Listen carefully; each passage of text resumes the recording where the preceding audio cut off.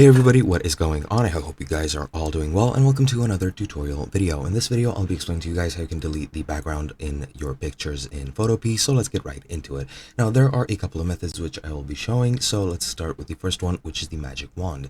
Now, the magic wand pretty much just, whoops, excuse my phone, it pretty much works to select things that are similar in color, or it just makes the things that are one solid surface, or I don't know how to explain it. Pretty much if you click on your background, it should delete it. It should select very similar objects or same colored spaces. That's what I wanted to say.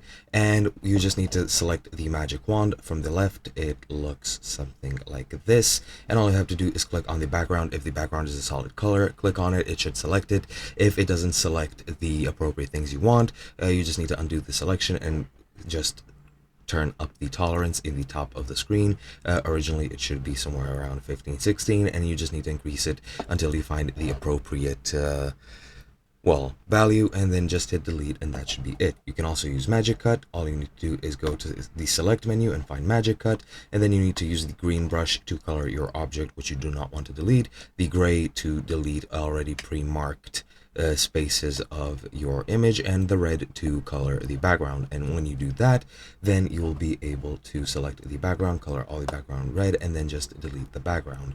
Then what you can also do is you can select the subject manually, either using the lasso tool or the what's it called, the rectangle select on the or the magic wand on the menu, and then you just need to select the lasso as I've said, and then you need to make sure you mark the subject as precisely as possible. As you can see here, you can just zoom into the picture and get as much details as you can, and then you can right click on the selection and choose inverse, and then press the delete button to erase the background, and that should be pretty much it. You can also just try right clicking.